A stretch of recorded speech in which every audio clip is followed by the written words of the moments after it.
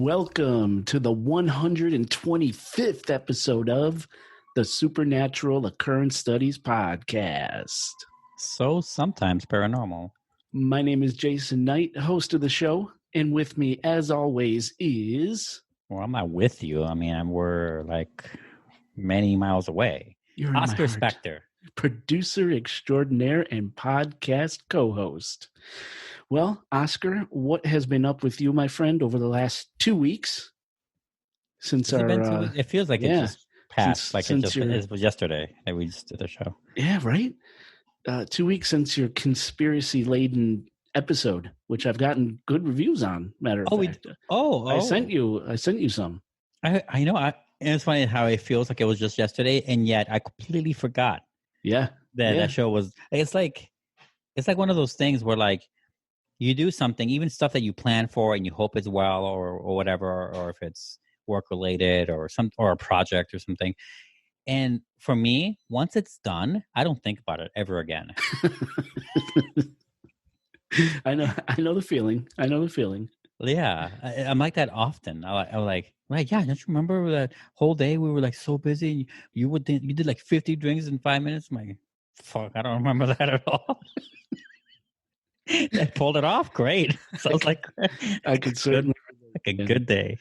Right. But no, you guys did a great job on that episode, man. I'm glad that people enjoyed it. I can't wait to see what people have said.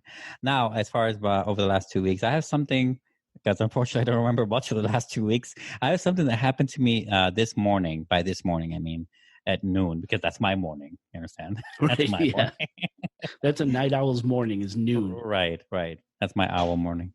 Yeah, because I work out, usually 1 to 10. That's my schedule, 1 to 10. So I leave around 12:30. So I live in a residential area in Avondale. I almost said New York. I don't know why. Chicago. And I got out and I was parked behind this Jeep, obviously a neighbor of mine. This Jeep, kind of a big Jeep, and it had its spare tire, like a big ass tire, on its back. You know how all Jeeps have that, right? Yeah. And I guess my car, when I parked last night behind it, it was pretty close to it. So close that it was basically touching, like the front of my car was touching the wheel, right? Typical Chicagoan. Get right in there, right up close. Well, I mean, yes, get right. But I thought it was fine, no problem whatsoever. If anything, this car would destroy me if I crashed into it anyway. Right. And I didn't. It was still so far from the bumper. It was like 2 feet away from that. That's how big this protruding tire is, right? So that happened, and I noticed there was I did see it in the morning. This piece of paper stuck on the windshield, right? And I noticed it, but I'm like, I just started driving. I didn't care. Another typical Chicagoan move. Shoot on the windshield. Fuck it, I'll get it later. Wait, is this a Chicagoan thing? Is this it really is? Holy shit! I've never felt more part of my city more than right now. I did not know that. That's just how I always act. Anyway, so I didn't care to touch it, and it was flapping on the highway. And I was like thinking the whole time, I'm like, because it didn't look like advertising. It didn't look like a pamphlet, like selling me something or telling me to vote, or I don't know what it was, right? But it didn't look like it. Right. And the whole time it's flapping. I'm like, if it flies away, then c'est la vie, right? But if it doesn't, son los caminos. I'll read it, right? And I parked, and I forgot all about it. Went to work again. Fuck it, just fuck it. Oh God, I'm setting up the story so well. So, I did all that stuff. Was working, whatever. I worked like 10 hours today. No, and then towards the end, I was taking the garbage out, right? And then on the way back, I noticed the paper. Like, oh fuck, the paper, right? So I'm like, go read it. This is like 8 p.m.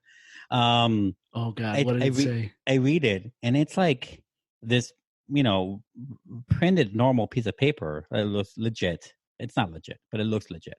And it says, notice of citation, right? So my instinct's like immediately like, wait, this isn't a real ticket. It's like I could tell right away, but it's like notice of citation. It still sounds like a real ticket. Yeah. And now, was it handwritten or was it typed? It was typed.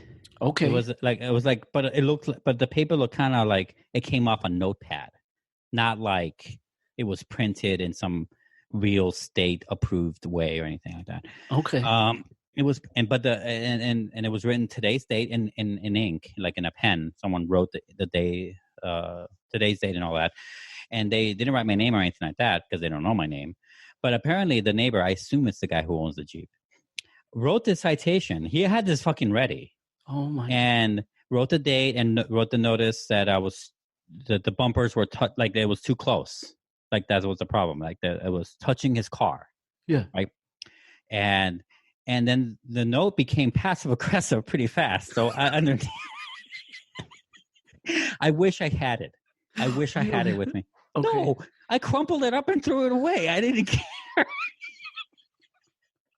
So what did it say? I really wish I had it because Lexi's first question was like, "Where is it?" I'm like, "I threw it out. I didn't give a fuck about that." What this guy has to say? Fuck him. Basically. So anyway, and it said that was too close, whatever. And then it gave a comment section. He didn't write anything in comments, funny enough, but there was a comment section for some reason. But there was something printed on the citation, something about, I don't remember exactly, but it was something like a notice of a citation for the idiot who doesn't know how to drive or something like that, something passive aggressive like that. Like this is a notice for people who don't know how to drive, who've never learned how to drive properly or drives like an idiot. Something like idiot was in there. Oh my God, this is pissing me off. I don't know why. It pissed me, right. That's the thing, is that it pissed me off. That's what made me crumple and throw it away and just like never thought of it until and even with Lexi, because I saw her, she came to my store to drop her, she comes with me to go home together. She comes to my store and she did that. We were talking about other things. We did shopping before I came home. And even then I was still forgetting to tell her about it. It's not like it was in my mind at all. Yeah. So, and I told her that I crumpled it up and she was like, telling me that, I should write a note and say, I'm sorry for that. I'm like, why would I do that? Fuck this guy. He took the time to have these things printed out and has the balls to write it down. The wheels barely touching my hood. It was fine. Everyone is fine. Yeah. He has a monster truck. I'm fine. Okay. Fucking driving gravedigger. Fucking passive aggressive asshole. He probably thinks he's so clever about it. No, I don't need this in my life. I'm not going to apologize to anyone. So you know what you do now? You slash his fucking tires. Clearly. That's what I clearly should do. No, I'm not going to do that. No. I'll literally never think about it again. Yeah. No, I won't think of it again. But what a prick. That happened today. And I thought it was really funny. That is a hell of a story. Yeah. That is a hell of a story. The fact that this guy had those things ready. He just took the time to do that. Right. Waiting. Yeah. And he got all excited. Like, oh boy, I could use this. The thing is that I'm fascinated of his mental process. Think about the process. I woke up and I saw that the car was that close to it, which means he never took the car out. But he saw how close they were, probably went out, measured, double-checked that it was actually touching, and then went back inside, wrote the note, came back the fuck outside to put it on the windshield. That happened, Jay. All that process happened. Yeah. It did. It did. Something else if like the car wasn't there because he left and he noticed it on the way out. I mean, still a dick move, but less of a dick move. But if the car hadn't moved, but it didn't move, it was still parked in the same spot. Oh my God. That happened. He stormed into the house. Honey, it's time. Finally, I got one. Today's the day. I got one. Remember that piece of shit thing you told me that was worthless buying? I got a reason. Yeah. Oh, that's horrible. God, so people. Not a big thing that happened, but it was interesting. It's a funny story. Yeah. Oh God. I didn't know that was such a Chicagoan thing for me to do, though. Absolutely. Oh, okay. Absolutely. I have kind of a funny story. Oh. An embarrassing story, but funny nonetheless. So this past week, my daughter came to me and said, "Daddy, I want to learn how to skateboard." I'm like, "Yes." Oh, really? This is awesome, right? So, because she had seen in my garage, I found when I was cleaning out my dad's condo after he passed, I found an old ass skateboard that I had kept at this condo, and it sat in an outdoor sauna that I had. My dad bought my old condo way back in the day. So I had a sauna outside, this wooden sauna. And in the sauna, I stuffed just a bunch of shit. And I always said, I'll come back one day and I'll clear it all out, Dad. Don't worry. I never did. Right. So when I went to clean out his place, I'm like, oh my, I found like this treasure trove of forgotten items, Yeah. And one of those things was this old ass skateboard I've had. So mind you, it's sitting outside in just a wooden sauna over probably 12 years of intense heat in the summer, cold in the winter, Acid rain. Acid rain, Right. chocolate rain. So I took the skateboard and I brought it home. And I'm like, I'm going to ride this fucking thing one day. So no, I'm not going to. But Talia saw it in the garage and she's like, Daddy, I really want to learn how to skate. So I'm like, yes, this is awesome. So we take the skateboard out and she's getting on it. I'm teaching her how to, stand on the skateboard, how to ride and things. And she's like, Daddy, do you know how to do any tricks? I'm like, man, get off that board, little scamp. Of course I do. No, you didn't, Jay. So those bones are 12 years older. Exactly. So, I get on the board and I'm a little shaky at first. It's probably been a good 18 years since I've really ridden a skateboard. Right. So I get on it and, it's kind of like riding a bike. You don't forget. So she's like, wow, that's cool. So, do you know any tricks? I'm like, of course I know some tricks. So I get on the board and I position myself and I proceed to pull an ollie. I haven't pulled an ollie in 18 years. I'm like, fuck, this is sweet. And she's all impressed. She's like, wow. So I do it again and she's like, oh, do it one more time. So I did it the third time and my fat ass came down and snapped the truck on her board. The metal fucking truck just snapped it clean in half. So I picked it up, I looked at it and I threw it in the garbage. I said, come on, we're going to get you another skateboard. Yeah, steel reinforced. So I took her to a skate shop and we both got boards. So now we both have brand new, you got nice boards. Skateboards. I did. I got one. So I'm going to start skating again. But yeah, it was really embarrassing. It was cool at first and then it turned really embarrassing really quickly. Pretty fast, huh? Yeah. So my big ass broke a skateboard. Not quite the Marty McFly scene when he was running away from Biff, right? Not like Definitely that. not. No. Definitely not. That's so interesting that you mentioned a skateboard because a few weeks back, maybe a month or two, I don't know what the occasion was, but long story short, I went to a gathering of sorts of families, of Lexi's family, and we ended up at a place where a bunch of her stuff was there from a long time ago, or a bunch of her dad's things and things like that, right?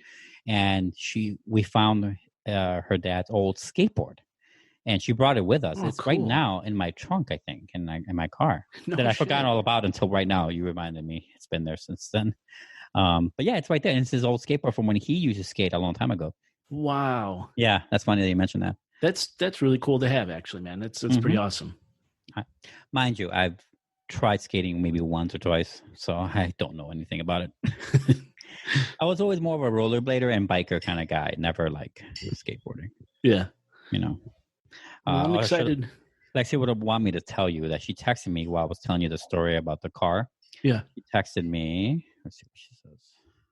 She pointed the phone to me like 3 times. New neighbors, you should still apologize. Oh, Lexi's so sweet. What if we need milk or eggs, bro? I don't know what the last bit means. What do you think that means? That means in case you need to go to the neighbors and borrow some milk or eggs. People do that? To bake. Chicago. They didn't do that when Chicago was new. No. She's from the H.H. Holmes is from Chicago. Why would we do that? We're in a pandemic. You might need supplies. Nah. That's the suburbs coming out of her. That's all. That's the nows coming out of her. Right. This isn't nows. This ain't Kansas anymore. Bitch. Yeah. Yeah. Oh man. All right. Should we get rolling?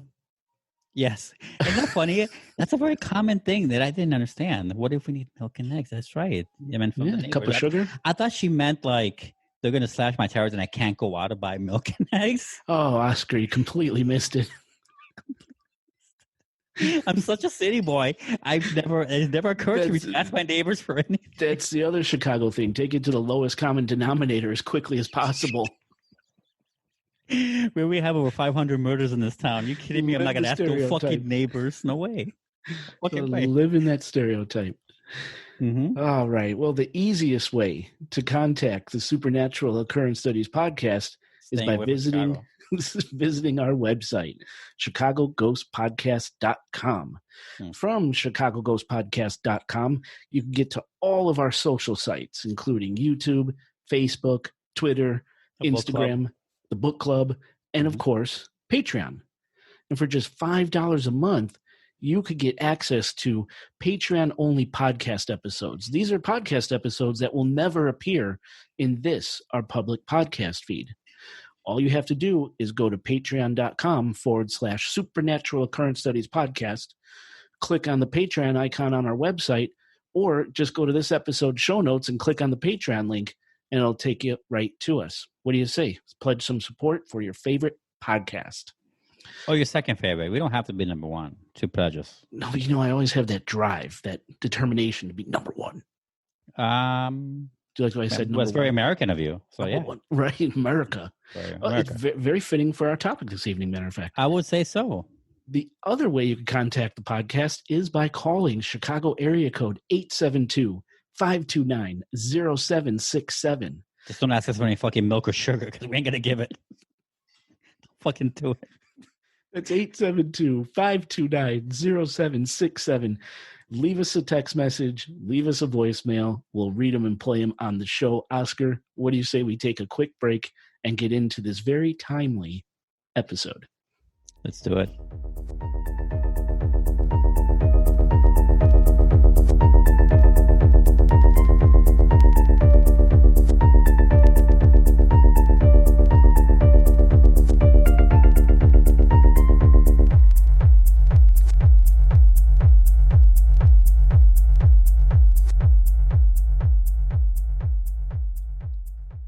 Listeners, welcome back to the show. Well, the lights are turned down low. The ceremonial, the candle is lit. The Hooked on Phonics is lit. The drinks are flowing. Let's start this episode. Oh, God. So I had a really hard time coming up with a topic this week. You know this, Oscar. We are under the gun. You're suffering. This episode has to be out in technically 15 minutes. Technically 23 hours ago. So. Right, from our usual. We're recording on a Sunday night. This is due Monday. I had a really hard time coming up with a topic for this episode. I don't know, just because I've been busy and just preoccupied what it was. But then it dawned on me. We are in the middle of a fucking election.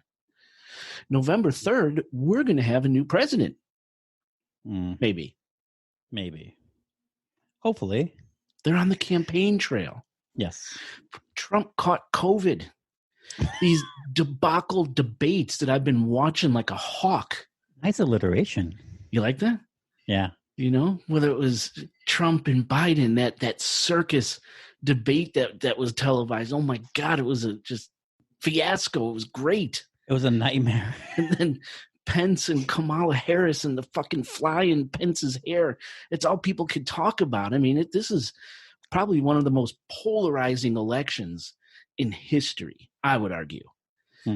So I thought about what about presidential ghosts? Boom, there it was. There was my topic.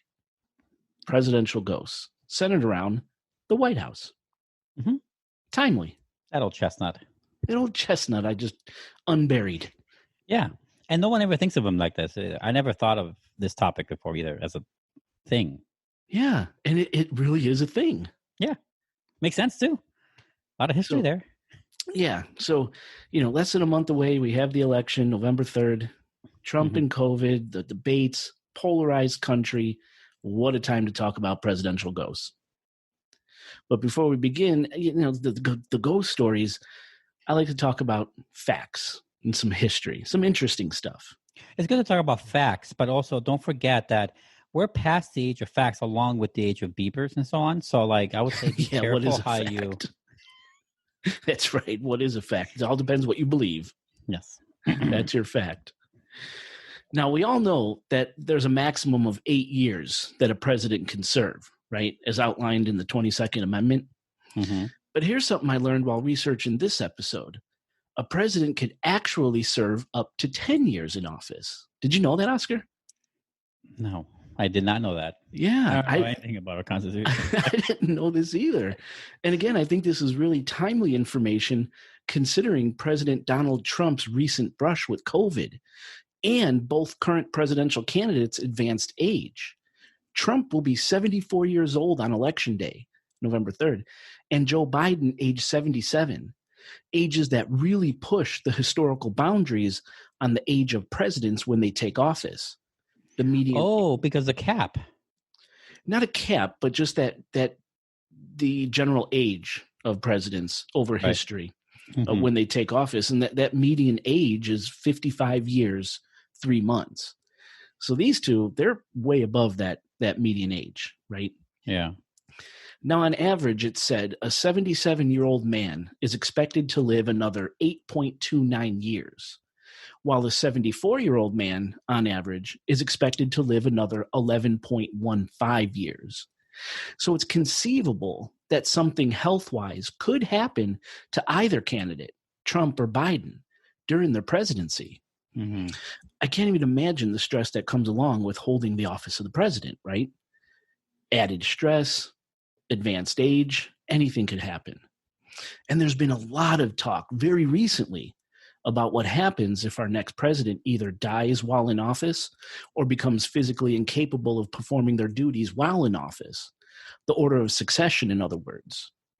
So, and keep in mind, this is totally hypothetical. I'm not choosing one candidate over the other here, but say Joe Biden wins the presidency in November, and God forbid something happens to him. When Kamala Harris, Biden's vice president, becomes president through order of succession, she could actually serve up to 10 years as president. It's written that if an individual becomes president through the order of succession, that is, by taking office after the death, resignation, or impeachment of the previous president, if 2 years or less was left on the previous president's term, the new president could serve out that term and still be qualified to run 2 more full terms of their own, totaling 10 years. And it's only in the event of an order of succession that this could happen. And just so you know, it never has happened, but it could. I was about to ask you. Yeah, never happened, but it could. The more you know. Well, I guess if Lyndon Johnson had kept going, wasn't he the one who stepped up for Kennedy? Oh God! If he had won the election after that instead of Nixon, right? He probably could have gotten the 11 or the 10. I don't know if that's who it was. I might be getting him wrong. I didn't research that. No, it's okay. I'm just thinking out loud here. And I mean, Murphy's Law, right? What, everything that could happen would happen. So it's going to happen eventually. But that's crazy to think about. And they're saying it could very well happen this next president. Because they are particularly older, especially, of the last 5, 6, 7 presidents. They're not that old. They were not that old. Right. Yeah. Right. Not like these guys. No. So order of succession. In that instance, a president could serve up to 10 years. Very interesting. I had no idea. Mm-hmm. Now, in total, there have been 33 known attempts at the lives of sitting presidents. And unfortunately, 4 of those attempts were successful.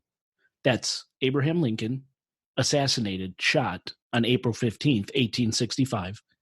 James Garfield, who was shot and then died from a resulting infection on September 19th, 1881. William McKinley, shot and killed on September 14th, 1901. And John F. Kennedy, also shot on November 22nd, 1963.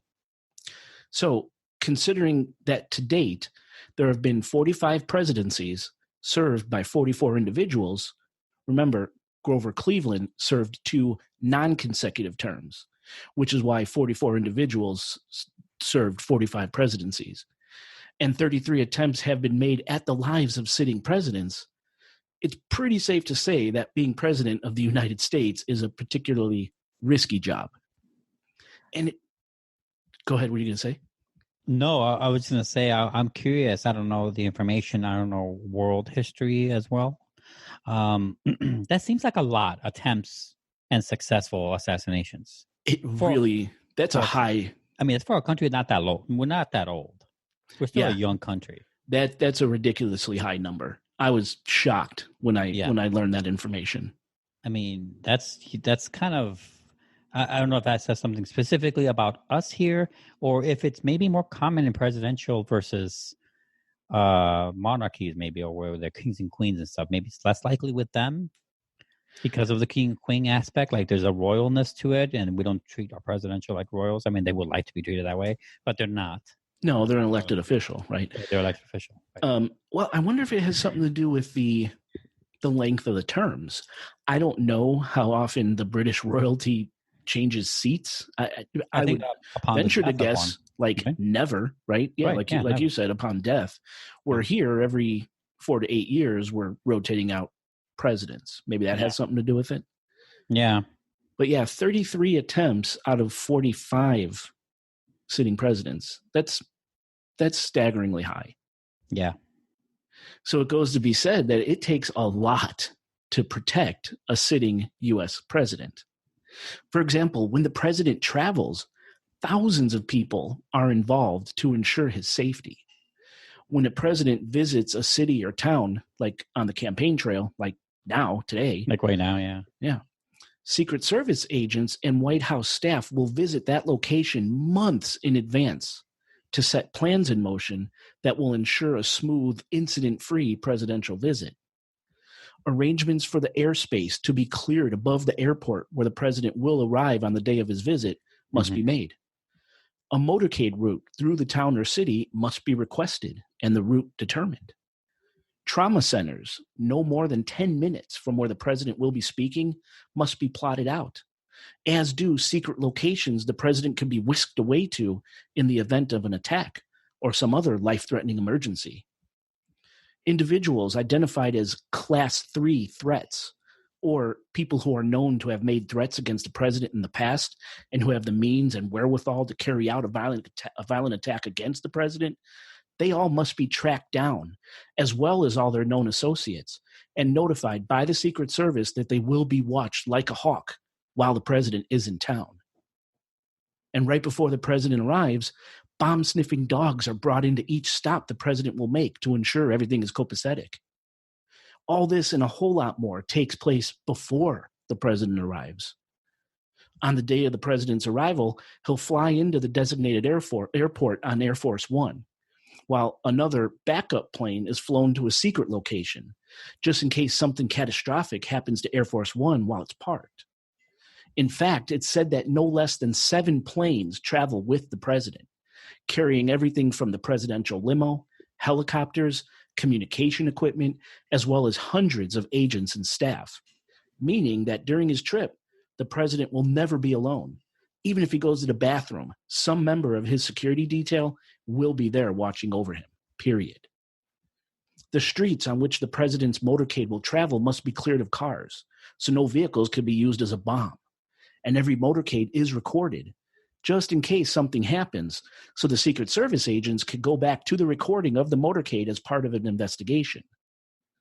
The president will travel to his destination in the presidential limousine, which is bulletproof and flat tire proof, and the agent that drives the limo is expertly trained in defensive driving. The agent driver is even trained to pull off a 180-degree turn in a limo, just in case they have to dodge an explosion or some other unexpected road blockage. At the president's event site, the Secret Service's elite counter-sniper team are called upon and placed strategically high above the president, ready to take out any would-be assassin from hundreds of yards away. And plainclothes agents numbering in the hundreds will be part of the gathered crowd, guaranteed.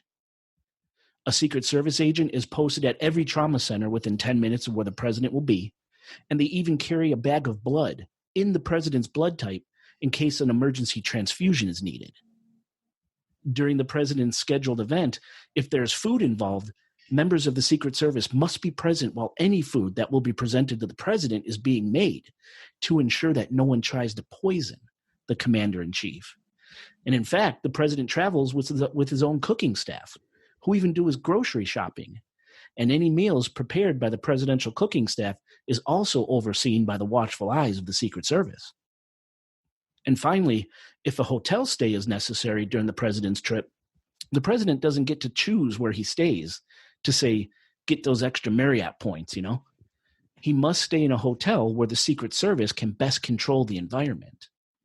Background checks are run on every hotel employee, And if an employee has even a minor legal infraction on his or her record, they're asked to not come into work while the president is staying at the hotel. In the hotel, the floors above and below where the president will stay are cleared of all guests, and only Secret Service agents and close staff members could stay on those floors. Elevators close to the president's room are commandeered by the Secret Service, and an elevator repairman is designated, has to be on site during the presidential stay should the president get stuck in an elevator. The president's hotel room, actually any room the president will visit, is diligently swept for bugging devices and explosives. A special bulletproof plastic is placed over each window in the president's room, and hotel-provided telephones and televisions are removed and replaced with the president's own secure electronics, again to minimize the possibility of electronic eavesdropping. And when referring to the president, say over cellular connection, Secret Service agents use code names. President Trump's code name is Mogul, and First Lady Melania Trump is the Muse. Barack Obama was codenamed Renegade. Ronald Reagan was Rawhide. And John F. Kennedy was Lancer. Kind of fun. But it's just an unbelievable amount of effort every time, each time the president travels. So imagine all the stops on the campaign trail. This happens at every single location. It's just amazing. But what about when the president and his family are back home, safe and sound at 1600 Pennsylvania Avenue Northwest in Washington, D.C., the White House, the place where the leader of the free world lives along with his family throughout his term? And if for some reason you've never seen the White House before, no need to jump to Google Images. Just look at the back of a $20 U.S. bill, as a picture of the White House is featured right there. And no, the White House image printed on the back of a $20 bill does not show a black man being lynched, as a viral meme from June 2020 said it does. Oh, yeah, I remember that now. Yeah. You remember this? Oh, I remember hearing about it. I never actually seen the people. It's crazy. It's so the image that they're talking about is in fact a wrought iron and glass lantern hanging in that spot at the White House since 1902 in what's known as the White House's North Portico. This serene location, the North Portico, lit up by floodlights and the old lantern, serves as the backdrop for nightly televised news reports of White House correspondents. You've probably seen this very location while watching the evening news and didn't even realize it's the same thing depicted on the back of the $20 bill. Now, of course, in the show notes, I left an image of the back of a $20 bill in its original state and the back of a $20 bill with some areas blacked out to show you what people were talking about with this viral lynching meme. And I'll tell you, if you doctor up the back of the bill, it really can appear to be something nefarious, even though the overall image is nothing more than a hanging lantern. Just goes to show you that you can see anything if you try hard enough. Anyways, check it out. Yeah, and also, and if that's too rich for your blood, check up the show notes. But if not, try it yourself. It might be fun. Also, it reminds me of something else I saw in high school. I want to say it's high school. I might be wrong. Might be community college, for all I remember. I don't know exactly. Someone showed me when they, I don't know if it was a $1 bill or $5. I don't remember what dollar bill.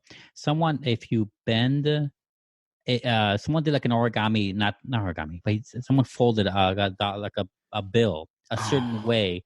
Yes. And it depicted, I mean, this is a little fucked up, but this is also 20 years old now. It depicted the Twin Towers, 9/11 on fire, like the towers. You know what I'm talking about, right? I'm flipping through my bills right now. Someone showed me in school, and you just reminded me of that. So. It might be on the 100. Oh, no, I don't think so. It was community college or high school. No way. $100 bill. I'm looking at 1s, 20s, 5s. I don't have a 10. It could be on the back of a 10. It's either 10 or 100. It could be the old 10, too. We've had new 10s and 20s since then. Good point. But you're absolutely right. I've done it 100. Sorry, go ahead. Oh, I was going to say we're old. That's it. We are old. Yeah. I've done it before. I've done it tons of times before. And you take that bill. Oh, God, I should just pause and Google it right now because it's bothering me. But listeners, look it up. 9/11 on the back of a U.S. bill. You fold it, like you said, an origami this certain way. And God damn it, if the Twin Towers smoking Yeah, it Do not looks like fall it. out. It looks just like it. It's really, so creepy. it's unnerving. Yeah. Yeah, unnerving. Yeah, good. Perfect description. It's very unnerving. Yeah.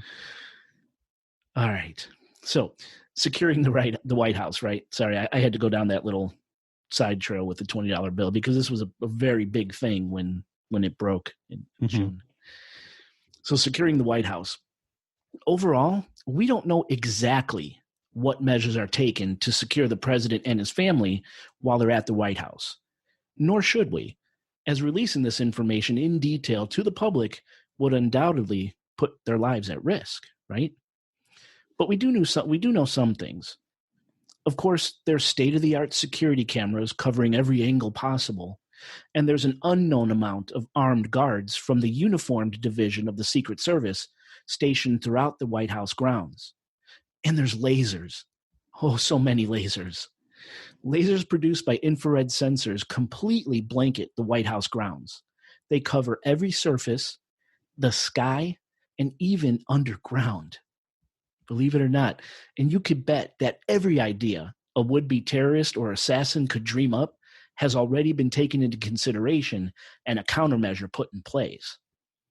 Yeah, there's like a guy whose job is to think of worst case scenarios, right? Yeah, like some like doomsday kind of and how to do countermeasures on that, right? Exactly. One that I get into here in a little bit is drones.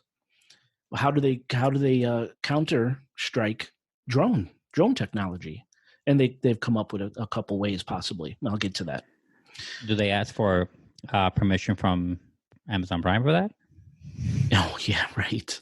Not nowadays, maybe. Do you remember when we were traveling through the desert on our extraterrestrial yes, I know what highway you're talking trip? about. Yes.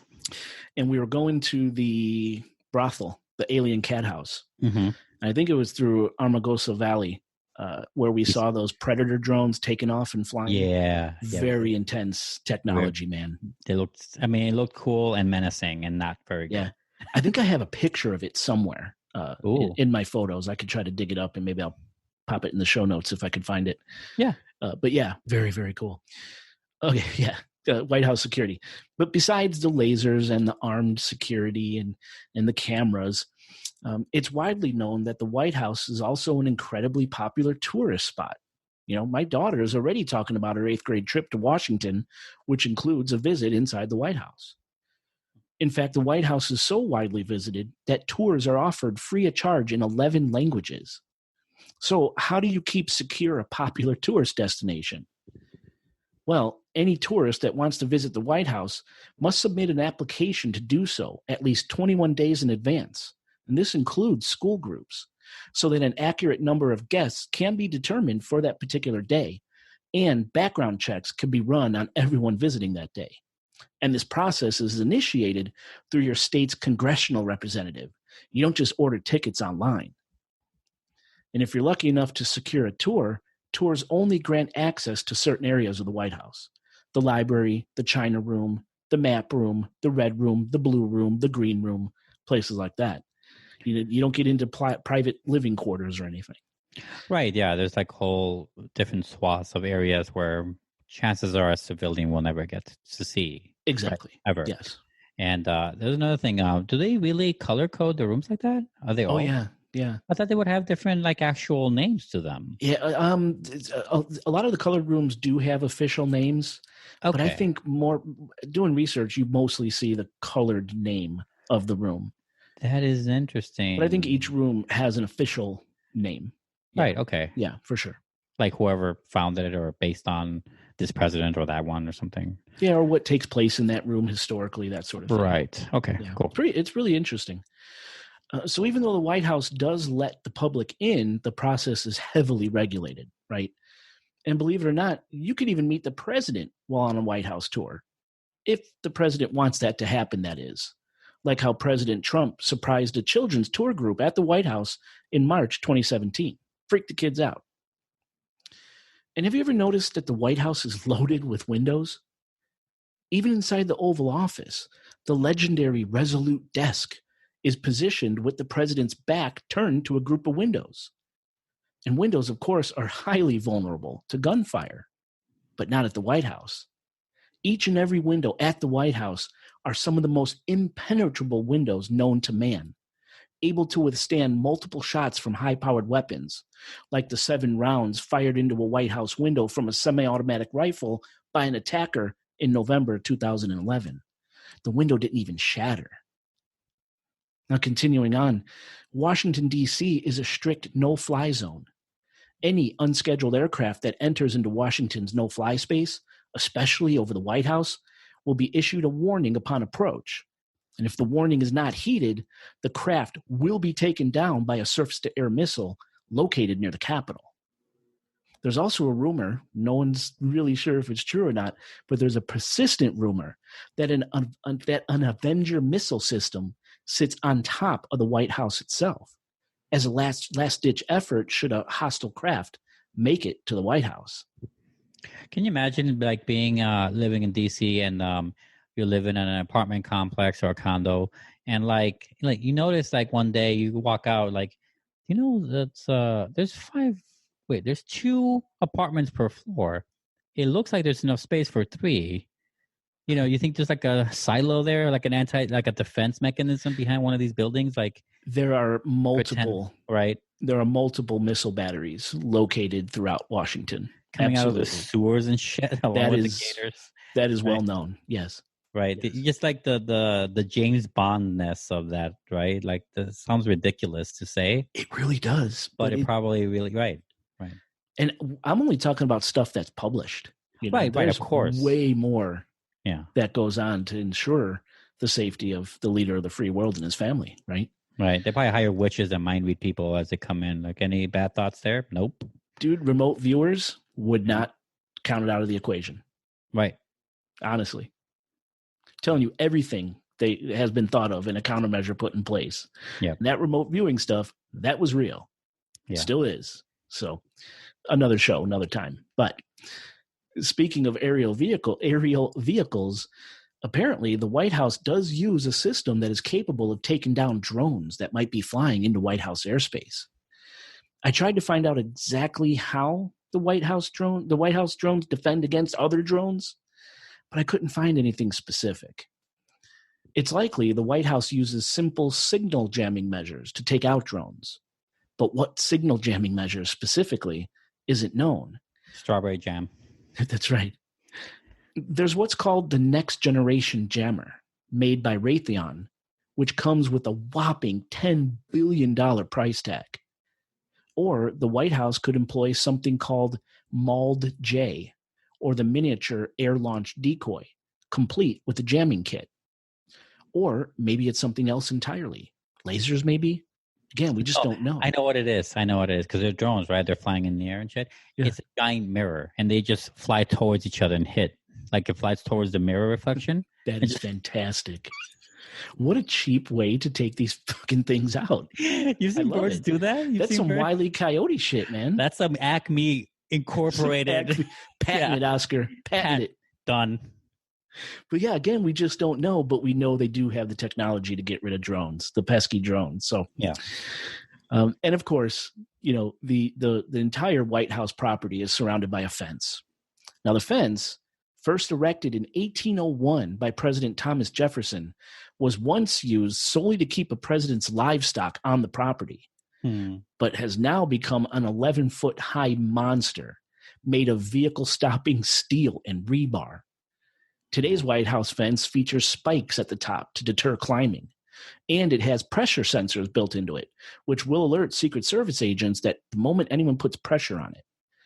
And fence jumpers have happened over the years. You could Google all the instances, but once a person finds themselves on the other side of the White House fence, they're done, as they land inside what's known as the perimeters of protection, a highly complex system of underground and above-ground infrared sensors, which, once tripped, signal to an unknown amount of Secret Service agents hidden around the White House property to rush forward and towards the intruder, not sit back and wait for the intruder to reach the White House, right?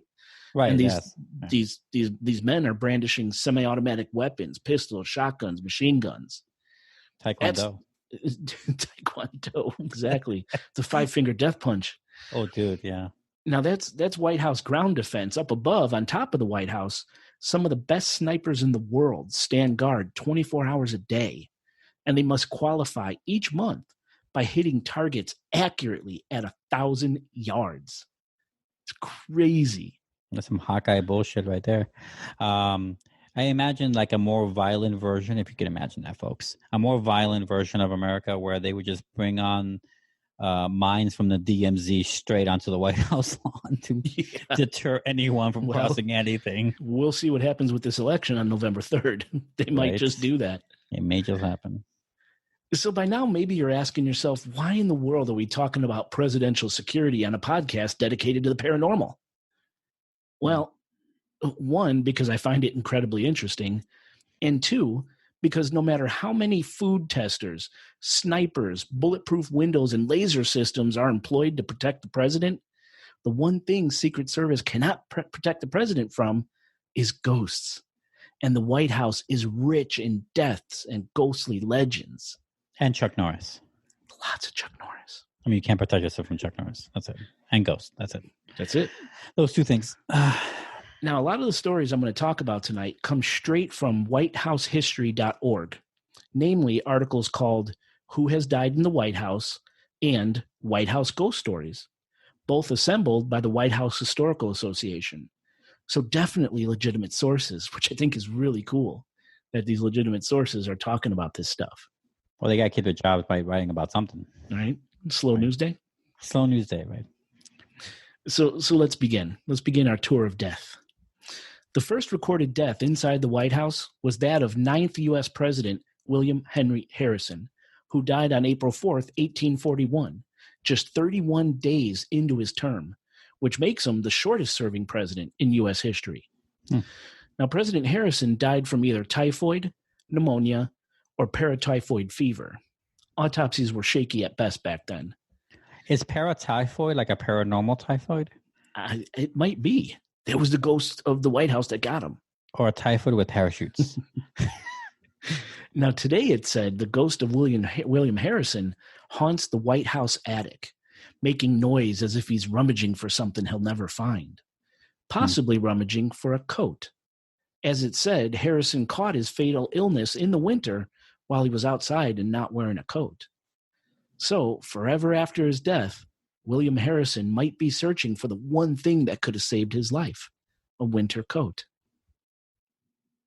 On September 10th, 1842, John Tyler, our 10th president, lost his wife in the White House, First Lady Letitia Tyler.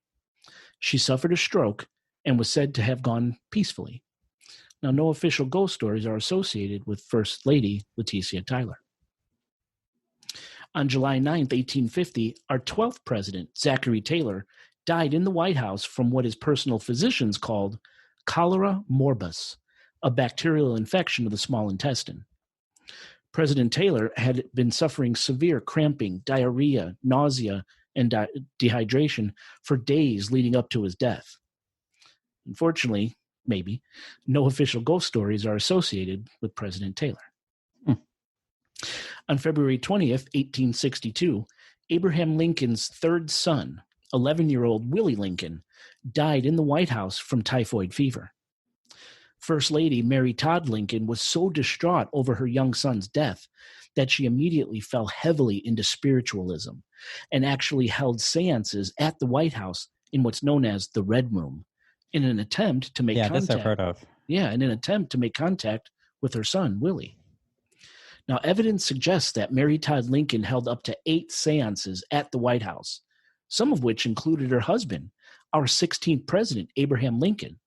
And the seances were apparently so effective that Mary Todd was quoted as saying, quote, "Willie lives. He comes to me every night and stands at the foot of the bed with the same sweet, adorable smile he always had. And he doesn't always come alone. Little Eddie," Mary Todd and Abraham Lincoln's son that perished at the age of 4, is sometimes with him, end quote. Now, Willie's ghost was repeatedly seen throughout the White House by members of the Ulysses Grant administration in the 1870s.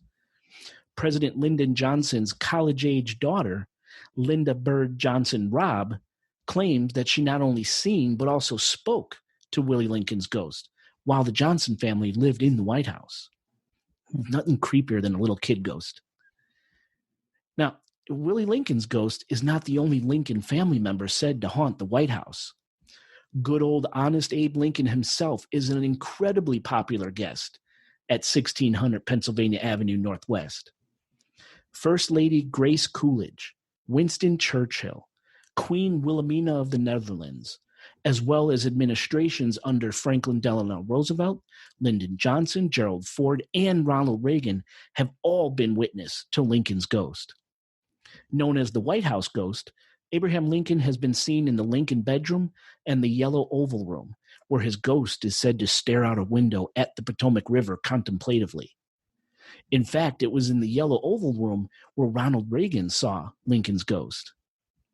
Lincoln's ghost has been encountered at the White House ever since his assassination in 1865, and everything from disembodied footsteps heard outside the Lincoln bedroom, to ethereal knocking on the Lincoln bedroom door, to a full-bodied apparition seen laying in the bed in Lincoln's bedroom, have all been blamed on the ghost of Honest Abe. There was even an instance where Mary Eben, Eleanor Roosevelt's secretary, saw the ghost of Abraham Lincoln sitting on the edge of his bed and putting on a pair of boots. And Winston Churchill himself claimed that one night when he got out of a bath and walked naked, save for the cigar he was smoking, into an adjoining room, there, leaning against a fireplace, was Abraham Lincoln himself. Churchill, without missing a beat, said to the ghost, "Good evening, Mr. President. You seem to have me at a disadvantage." To which the ghost of Abraham Lincoln smiled and disappeared. I love that story. A buck-ass naked Winston Churchill with a cigar in hand speaking to Abraham Lincoln. How cool is that? And as recent as the early 1980s, a White House operations foreman named Tony Savoy claimed to have seen Lincoln's ghost sitting in a chair at the top of some stairs in the White House. Now, if you allow me to venture out of the White House just for a bit, there is the issue of Abraham Lincoln's ghostly funeral train. Abraham Lincoln's body, along with his son Willie's body, were placed aboard a train which traveled 1,654 miles from Washington all the way to Springfield, Illinois, where they were to be interred.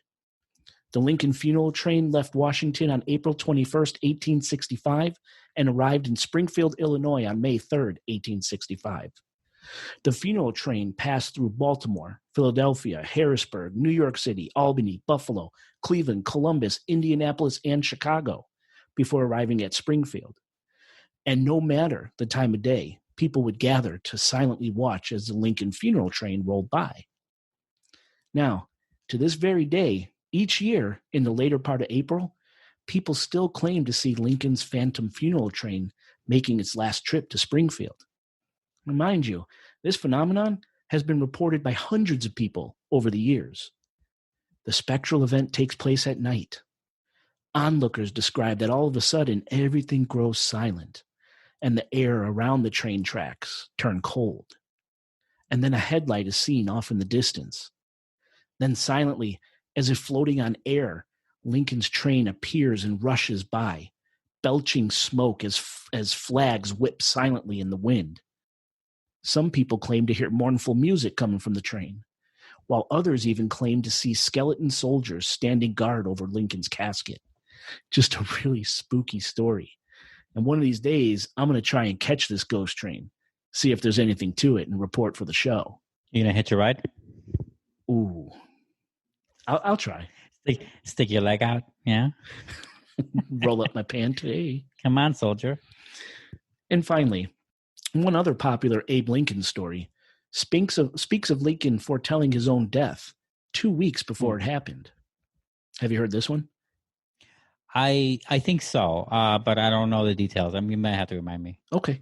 Well, as the story goes, about 2 weeks before he was killed, Abraham Lincoln had a dream that he was in the White House and he heard sobbing. Lincoln followed the noise to the White House East Room, where he saw some soldiers guarding a body. When Lincoln asked, "Who is dead in the White House?" a soldier answered, "The president. He was killed by an assassin."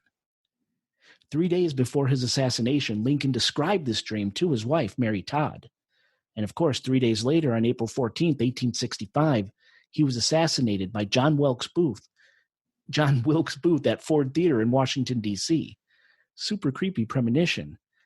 But did you know that Lincoln didn't die at Ford's Theater?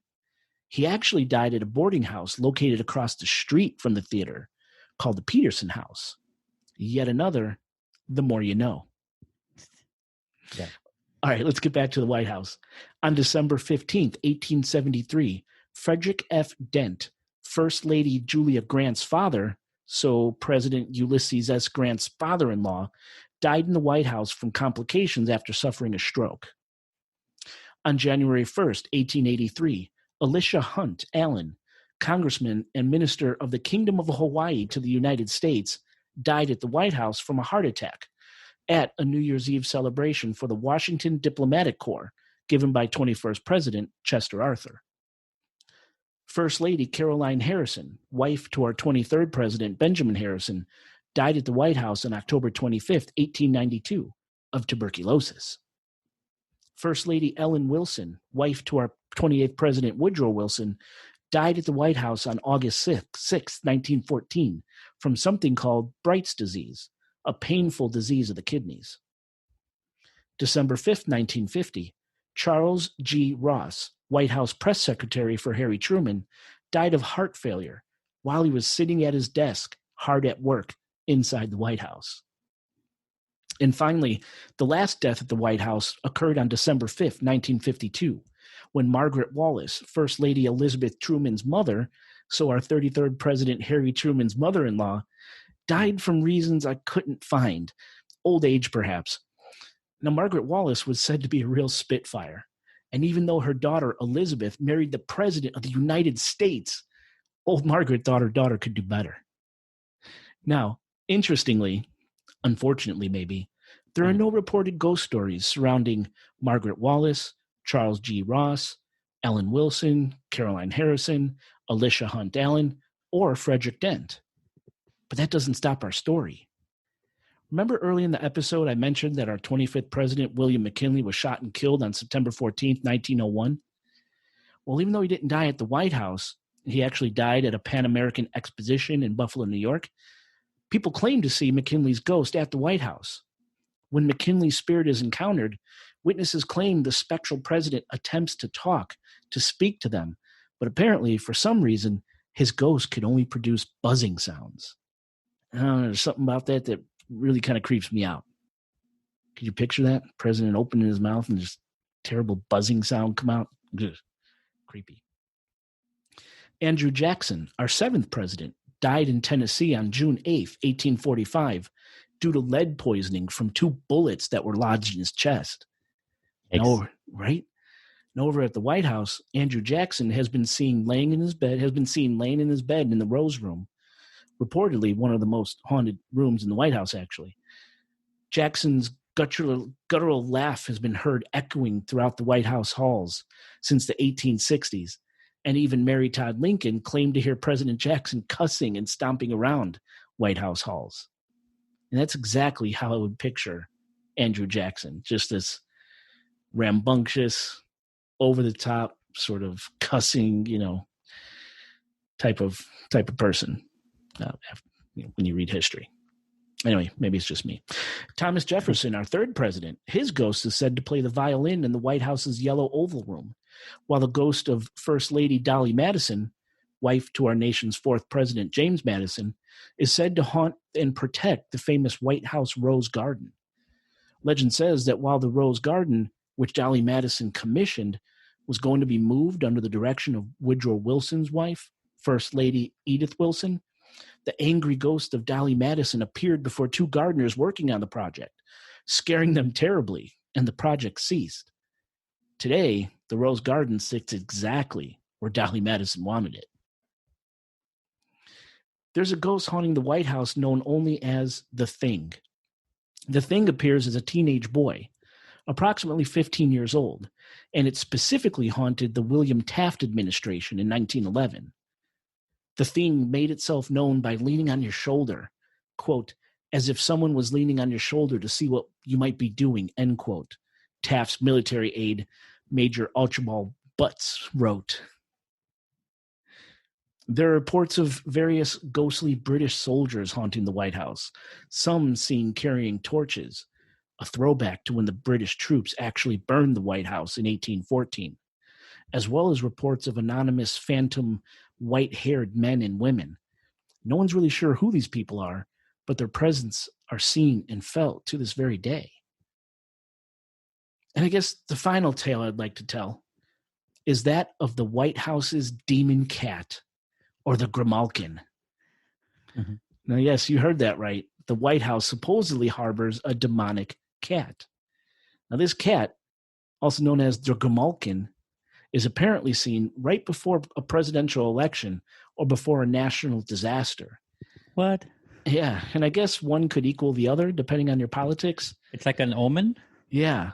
Okay. Now, anyway, the Grimalkin was seen right before the stock market crash of 1929 and right before both the Lincoln assassination and the Kennedy assassination.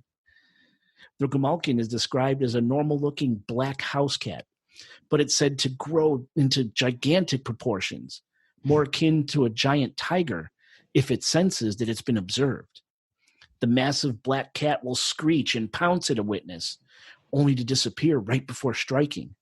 Huh. And White House guards have even fired at this thing, the Grimalkin, apparently. So the story goes. Okay. Real quick. Yes. Yes or no, do you believe that? Probably not, no. Okay.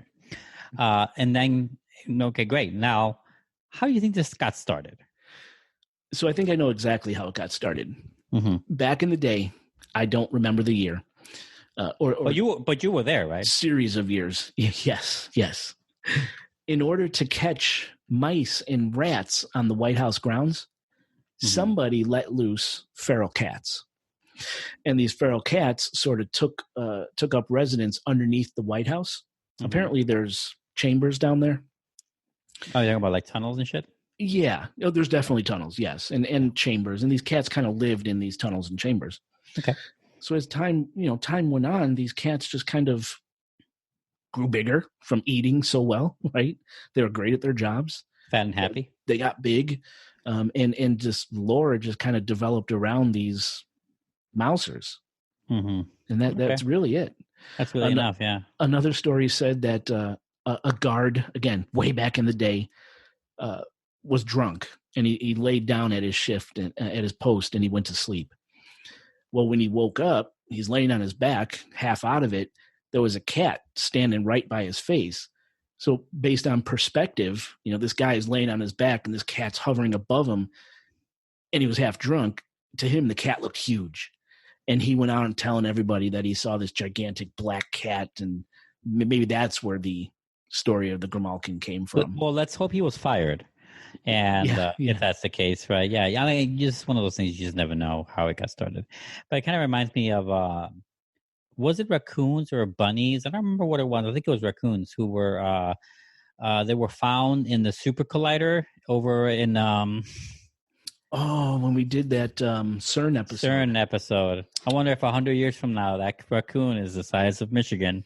Was that a bird or a squirrel? That, literally brought the machine Hadron Collider down. Hadron Collider, right. So the reports say. Right. I think maybe they developed another rainbow universe. I don't know, but they blamed it on a bird. Yeah, they blamed it on Listeners, go back to the CERN episode. Right. It kind of reminds me of that. So the White House, just lots of death and a lot of ghosts at the White House, man. Mm-hmm. What do you think?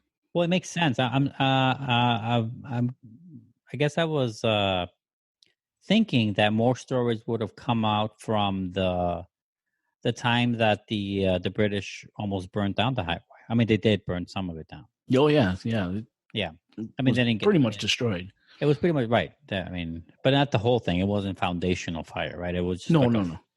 I remember, like, you hear stories. I don't know if this is 100% true or not. It's just something I heard. It's not like I researched it, but throughout the years you hear these stories, right? And one of the stories I heard is that's kind of interesting. It's not a ghost story about that fire. Is that when the British came and I guess they were wearing red coats, and right before the torch did, I guess the first family or people living there were getting ready for dinner or a feast or something. And so they Okay. had all this food prepared before they had to like just leave, right? Because it was an emergency. And so when they came over to start the fire, they saw this lovely feast, and so they ate it first before setting the place on fire. Because it was just too delectable and well prepared Wow. to like leave it there. They didn't want to waste the food, and there's something about that kind of feels nice that they would do that. Feels nice. It feels like they ate the food. Well, that's not waste food, So Take the cannoli. Take the. Take the cannoli. What are you doing? Put that back. You're right. Yeah, people from Britain are exactly like the Italian mob. It's exactly right. What did it say? Leave the gun, take the cannoli. That's right. The story I found was of kind of fiery ghosts that appear to be British soldiers. That was really the only one I found. I mean, that's the closest we've ever come from like destroying the White House, having it destroyed. I mean, yeah, it was burnt twice. It was actually burnt twice. Really? Wow. It was. Don't ask me dates, but I ran across that while researching. Yes, it was burnt twice. Okay. Wow. Burnt and rebuilt twice. Yes. I mean, rebuilt to a similar fashion, like same amount of damage. I don't know, but yes, built to look as it had prior. Yes. Yeah. There's also something interesting that I've never thought of this topic before. So good idea. Awesome topic for the show. Thank you. But it makes sense though. That would be a good topic for a lot of different types of shows, not just as supernatural. I mean, because the White House, like the Taj Mahal, like the Vatican, very extremely well documented places. You can bet there are people writing about what's going on in these halls on these particular days, on these particular events, because there's always people there documented. It's a popular historical place. Yes. And the White House is a perfect example of like where you would find information much easier than if it was like a haunted house and some suburb. Very true. Right? Yeah, very true. So that's kind of cool. And it kind of makes more sense. Yeah, and just the stuff I came across, the random things that I didn't include, just traditions and, historical visitors to the White House. Oh, my God, that person was there. Talk to this president. The Elvis photo, right? Right, yeah, exactly. Elvis and Nixon. The Resolute desk, where you see the president sitting when he's being televised from the Oval Office, where he's signing bills on the Resolute desk. Yeah. That thing itself has just an amazingly interesting history. I encourage listeners, go out and research this stuff yourself. It's a lot of fun. Yeah.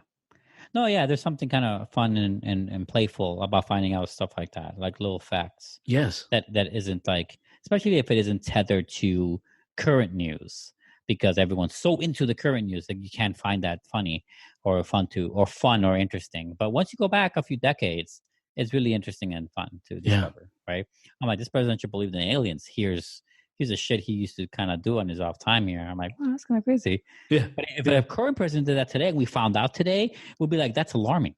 Oh, yeah. No, they'd hang him from the highest, Right. Yeah. From the highest pole. Yeah. Yeah. Or God, for, conspiracy theories or, all these things will come out a lot more if it was immediate new stuff. Right. But if it's old stuff, people love talking about it. Yeah, it's great.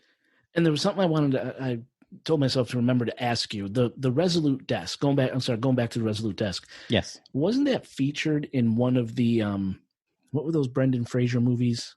No, not Brendan Fraser. You're thinking of Nicolas Cage. Nicolas Cage, yeah. And you're thinking of National Treasure. National Treasure, that's it. Wasn't there something with the Resolute desk? Yes, and National Treasure 2, Book of Secrets. Ooh. I think it was called Book of Secrets. Don't quote me on that. I saw the movie recently when Disney Plus came out. Was it last year or was it this year? Disney Plus is new, I know, but it was last year, right? Yes. Whenever they came out, one of their many movies they had on streaming was National Treasure, and I was like, "Oh my god, I haven't seen the first one, which I like, in a long time." So I'm like, "I'll watch it." It's a Disney movie, it's a Disney production. So I'm like, "I'll watch it." Nicolas Cage is fun sometimes. Absolutely. I mean, he's fun all the time, but just your type of fun is kind of hard to get into. Anyway, I was watching it, and I'm like, "Might as well watch part 2, Book of Secrets, sure." And I watched it, and yes, there's a whole thing where he has to essentially get alone time with the president, aka kidnap him, to find out information about this special book where all of the secrets of America is held in this book, and only the current president has it, and they add chapters of their own if they want for the next president. Oh, So, I do remember that. Yes. so That's right. that conspiracy is about that, and it's about what's in there specifically that drives the movie forward. But from there, as you can imagine, they go through all these amazing, like historical places that are real, and they uncover like hidden nooks and crannies, hidden compartments, and one of them is like this elaborate constructive thing on the Resolute desk. Wow. And it's With really secret cool. chambers and things like this, secret right? chambers and Yeah, like a yeah, certain yeah. sequence of opening and closing drawers in order to actually open the secret compartment that you have to do in order to open it.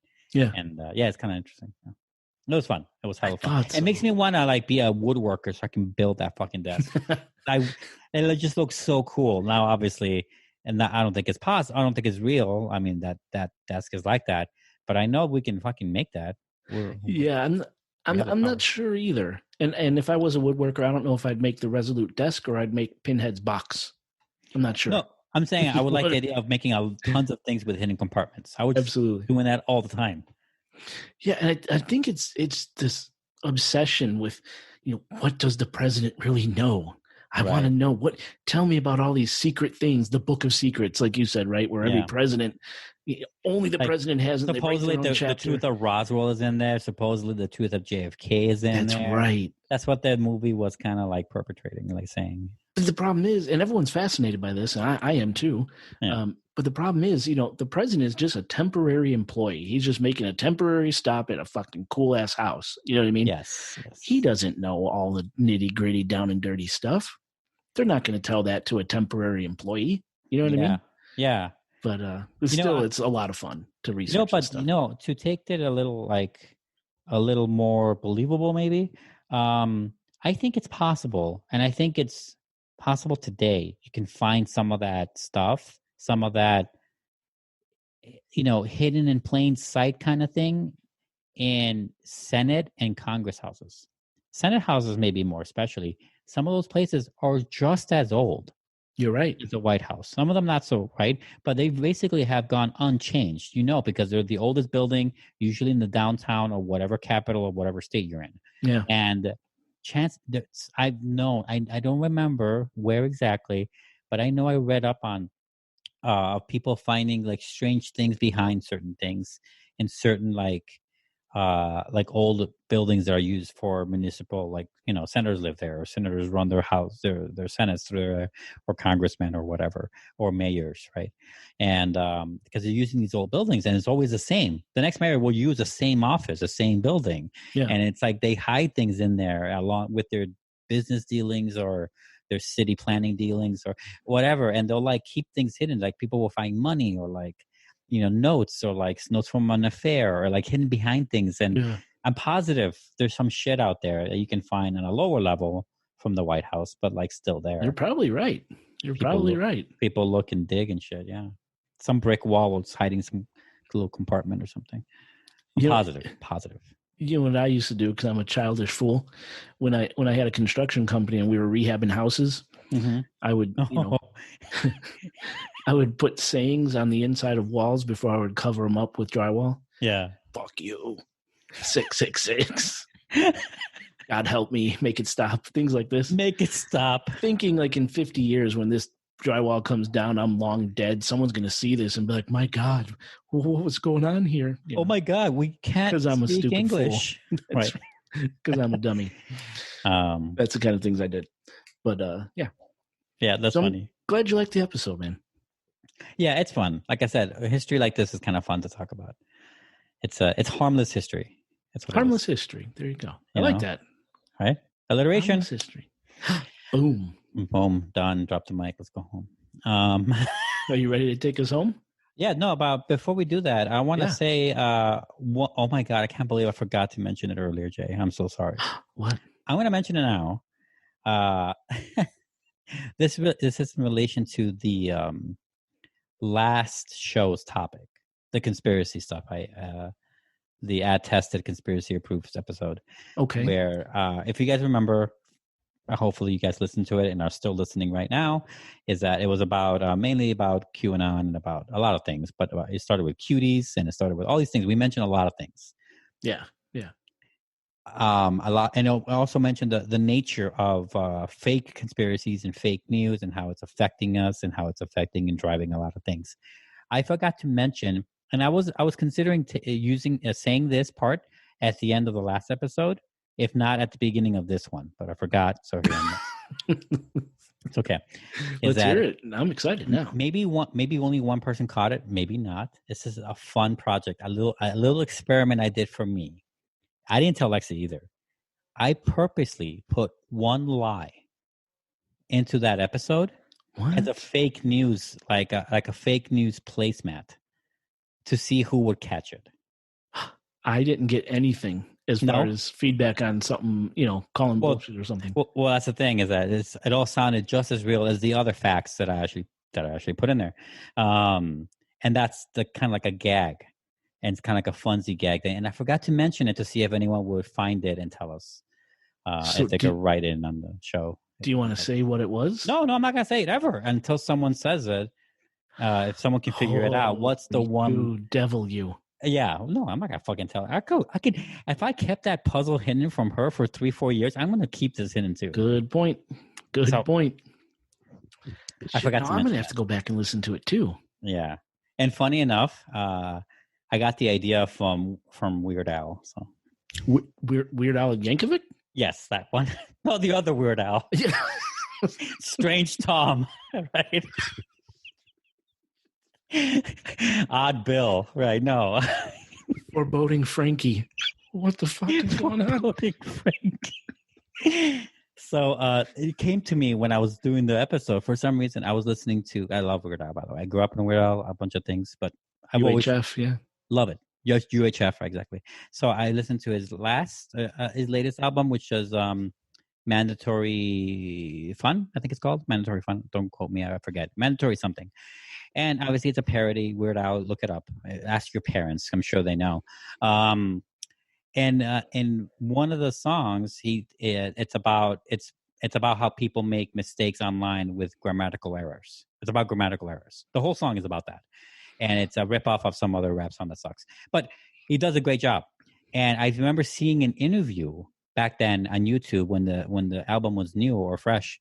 And he talks about how everything in that song is grammatically correct, except for one grammatical error that I put there as a joke. Oh. And he said on the interview that he's not going to tell them what it is, but that there is one grammatical error and about a song about grammatical corrections. Oh. So I wanted to put a fake news into a show about how to spot fake, I love it. Just like as like a throwaway. Clever. Gag thing. Yeah. So I forgot to mention it. It's like the note in my windshield. I just kept forgetting. It's that Chicago in you. Yeah, clearly. Now I'm going to have to go back and listen.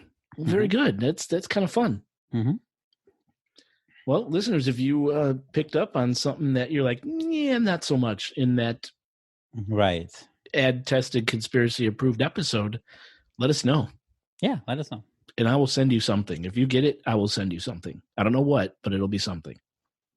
Yeah, an envelope with nothing in it. It's something. It'll be oxygen from our own homes. There you go. This is my breath. This is my breath. Over breath. Very good. All right. I think that's it. Yeah, let's go. Got it. Oscar, take us home, but take that piece of paper off your windshield first. It's a hazard.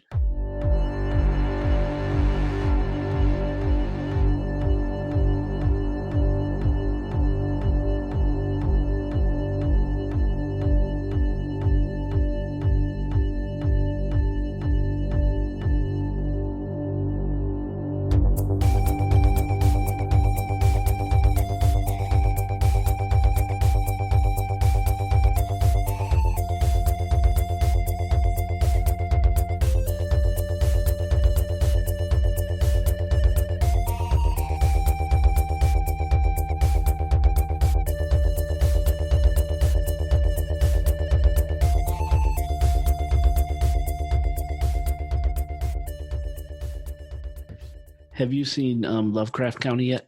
Not yet. I've been watching so many shows. Yeah, I started watching that show. I started watching The Last Dance. Have you seen that? No. You haven't heard of it? No. The Last Dance. Are you sure? Yeah, never heard of it. okay, Jay. I know you're not a sports guy. I'm not a sports guy either. No, I'm not. Were you? But you know about the Bulls, right? Were you a Bulls fan during their Yeah, oh times? yeah, definitely. Over here. The Last Dance is about their time in the time of the Chicago Bulls in the 90s. Michael Jordan, Pippen. It's a documentary series. It's like And it's I don't know how okay. you- So I I've don't- seen previews. Now I know exactly what you're talking about. yeah, it's called The Last Dance, right? And it's I forget they mentioned in the first episode why it's called that. It's like the last year that what was the coach name? Phil Jackson. Jackson, right? It's like that's what he called the last year he was supposedly going to retire after that from the Bulls, and that's what he called it, Okay. The Last Dance, like the playbook. Okay. Okay. And the documentary, it's already amazing, and the way it Really? just pumps you up. The first episode, I've only seen the first one, and it pumped me up, man. I was like, immediately brought me back to that time. It shows like a little bit of the beginning of Michael Jordan coming from North Carolina, the draft, and where were the Bulls at before the it's already seeding all these things too that's going to come later. You can imagine about Phil Jackson's like the way he managed to keep this team up together, like animosities and friendships within the team. What Scottie Pippen really thought of things, or like what the general manager's problem with Michael Jordan and everyone making fun of him because he's so short. Like all these things are just already in there in the first episode alone. It's so good. All right, I'll check it out. And it's a documentary, so I'll check it out. Like it. Yeah. Cool. Yeah. Awesome. It's amazing the footage they got. It's amazing. Really? Okay. Yeah, because I'm like, lived it. You know. I know. That's what I was thinking too. But like, man, it makes me really relive that youth because it's been that long since I've seen sports in any serious way. Wow. Oh yeah, I was all caught up in that Bulls fever back then. Pillow catches the freezing before the pool does itself to prevent cracking. So I had to get that into place. Then I had to get the winter cover on and secured down. It sounds very close to not worth it. It's a pain in the fucking ass is what it is. And the pool hadn't been used in almost a month. The kids just didn't want to go in it. I'm like, what the fuck? So who knows if I'll even bring it back next year. I don't know. Well, do you use it? I do. Yeah. In the last month, did you use it? Too busy. Mm. Too busy. Even on the weekends, just didn't find time to get out there. Yeah. But yeah, that was a pain in the ass. So, but it's done. It's all good. Yeah. Oh, yeah. Yeah, that sounds all extremely annoying. It really is. It really, you have no idea how many triggers you just activated in me. And I've always fantasized about having a pool. Not anymore. It's gone. It's a lot of work. It is a lot of work. It's gone. The wanting of a pool is gone. It's so much work that you get angry when people don't go in it. That's how much work it is. Why aren't you enjoying this commodity that's in front of you? Exactly. Yeah. I can just see his face, like angry writing, pressing hard into his little pad of bullshit. Like two notches lower and on the maybe 2 notches higher on the criminal element in the neighborhood would elicit some sort of probably like a broken bottle near the car, like someone threw it, like fuck this guy for absolutely, or something like that, right? Which is I could deal with that much better than this fucking stupid fake ass citation. There's something so pretentious about that. Yeah, it is. I'd rather have the guy who throws the bottle. I'd rather have that guy. Yeah, I think so. I can handle that. Much easier. Oh, God. Annoying. I can't handle someone who has like a lawyer in speed dial either. I can't do that. Yeah. I'm trying to think of, it's like, I don't know, like you ever see like a very serious drama show and then every once in a while they throw in like a really fun, lighthearted episode? Yeah. It's like that. Okay, cool. Good. Yeah. Good. I just went through that. I've been watching The Boys. I've been watching a bunch of shows, right? Did you finish The Boys yet? Yes. Yeah. Okay. I loved it. Great season. And that showrunner, well, I mean, I loved it. I mean, it's not like the best show ever, but I thought it was really good. Yeah. And that showrunner is also known for doing another show I just started watching. Not just started, but like I started 2 weeks ago. It's called Supernatural, which is on, of course, it's a CW show, I think, or CBS show. Katie watched that religiously. Yeah, my brother did too when it was newer, and apparently it has like 14 seasons, and I didn't know it was that long. Oh yeah. And I'm on season 3 or 4. It's actually really fun to watch. It's also a good background show too. You don't have to pay super attention. Yeah. But it's still like serious and fun, and have nice ideas too about. I was into it for a little while. Yeah. It also has good ideas for like us to look up to research stuff. I'm not saying that they're saying truthful things, but they give a lot of ideas. Like an episode about this kind of thing. I'm like, I never thought to do an episode about that. We should. That's awesome. Right. So that's why when we think of Croatoan or Roanoke, because they did a Roanoke episode. I see. And I wanted to. That's why when we write it down, like, Roanoke, the toy. Well, did you see that Jensen Ackles is coming to Boys next season? I heard. Yes, yeah. I heard one of the podcasts. Yeah. You're right. The crossover with directors or writers or whatever. Yes, that's the creator, the showrunner, exactly. Yeah, that's gonna be pretty cool. I like him. I just saw an episode where it was like a fun episode in the middle of all this supernatural, right, serious show, where they do a Groundhog's Day episode. Nice. Where one of the brothers experiencing his older brother getting killed every day, and he wakes up every morning with him not knowing that it's the same Tuesday. And it was really funny. And I'm like, this is great. Like a nice little lightheartedness amidst this whole serious stuff. Cool. So this is how that episode felt. Oh, all right. That's good. Hey, I don't know why I have to say a whole long way of doing that. No, it's good. But I do. Cast episode, he said, yeah, for sure. Nice. Oh, my butt hurts. Sitting in this chair. Fuck. Dude, I sit in this chair for 8 or 9 hours every single day. Oh, yeah. I bet no amount of cushion could probably save you from that immobility. Because, I mean, it looks comfy. Like that chair looks like a good chair. It could be, but not for this long. No. Not for this long. No. Matter of fact, I spend so much time in this office that I'm thinking about putting a fish tank over here where the light is. A saltwater fish tank. For what? Calm me the fuck down. Oh. So I could just, if I'm getting stressed, I could just pull one of these things and just zone out to the fish tank. They do that with backgrounds, like the computer backgrounds, right? Remember the old computers, right? Flying toasters. Why did that stop? You'd think they would make like a better versions of those. That would be kind of cool to watch and kind of zone out. You don't see screensavers like that at all. At all. They're just gone with the dodo. They're gone with MySpace. MySpace, yeah. Isn't that funny? I haven't thought of those since now. Yeah. Wow. Yeah, it was Flying Toasters was a real popular one. And I remember, yeah. The fish were huge. Oh, yeah. Matrix. Fish. Remember the Matrix code? I had that. We all did. All the cool guys. You had it too? You weren't cool if you didn't have that. You weren't cool if you didn't have that. And I remember one time Severio added this thing where every time I would get an email, it was his voice saying, "Email, motherfucker." That's become my serenity. That's your serenity. But I think don't see your laptop and your phone as the enemy just because you're receiving all these calls for work that's keeping you there.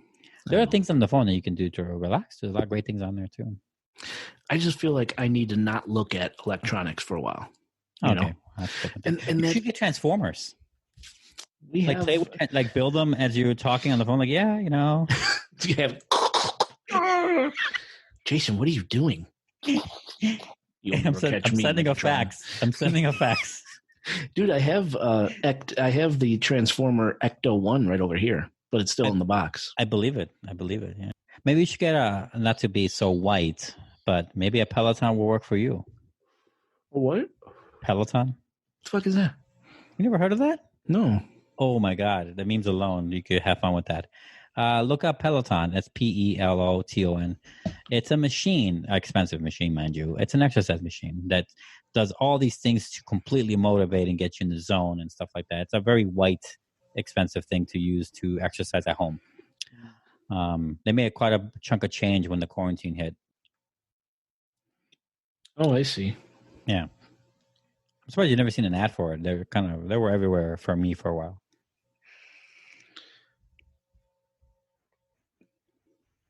There it is. Yeah. Oh, it's a bike. Yeah, it's like a bike, yeah. How much is this motherfucker? I don't know. I hear it's expensive. I never looked at the price tag. I'll never fucking get it. I know that much. $1,800. Oof. Yeah. Not your grandmother's exercise bike, I'll tell you that. No, but this thing is pretty fucking cool. It looks pretty cool. Yeah. I mean, for what it is, it looks pretty cool. Wow. You remember the Back to the Future Part 2? You remember that movie? I mean, vaguely. Well, there's this scene when they're in the future, like I think they're 2016 or something like that. I don't know what year they're in. There's flying cars and shit. Marty is talking to the future version of Biff, like the other bully, right? And this is where he is on the hover bike, that shitty little hover bike that he steals from the girl. Yeah. And when they bust out their hover bikes, they look like this big monstrosity, like cool, insane things. This Peloton is like that. Oh, I see. Yeah. Yeah. Again, long way of saying that. How's your uncle been as a landlord? Oh, he's fine. The other day I had him come over because like 2 months ago, the light, one of the two lights in the office turned off. Like it wouldn't turn on for some reason. And I didn't put up to it because we have a lamp in there already, and when the other light does turn on, I didn't think to bother him. We didn't use it for great lighting anyway. Yeah. Not a big deal. About a month ago, maybe last 3 weeks ago, the bedroom light also stopped working. Oh no. Right? And I was like, okay. Again, not a big deal. We have two lamps in there that we use almost always instead of that other lamp. Yeah. Or the main light thing. So I'm like, not a big deal. I'm like, okay, this is kind of a problem. Cut to 5 days ago or 6 days ago, maybe. This main light, the light that's shining right now, this is the light we use all the time. This is bright as fuck. This is great. We use it all the time. Yeah. It shut off. Oh no. So then, like, okay, then we had to bust out lamps from other rooms just to light up this room that we use, like the kitchen and stuff all the time. So, like, then I had to call them, like, hey, these three lights don't work. I'm fucking stubbing my toes. Right. So what was it? Well, the other two were easy reasons. The one in the bedroom is just the light bulb, which he said he replaced new when we moved in, just stopped working. And he just gave me a new light bulb, no big deal. It works fine now. It works better than the last one, actually. So, and I didn't know how to take it out because it's one of those weirdly, it looks like it's part of the actual ceiling, kind of like it goes inside the ceiling, kind of lights. And I don't know I didn't try to fix it or take it out because I didn't want to break it. So I had him do it, or he showed me how. And then the other light in the back, the office, it's this thing connected to like these sensor lights that lead downstairs to the back.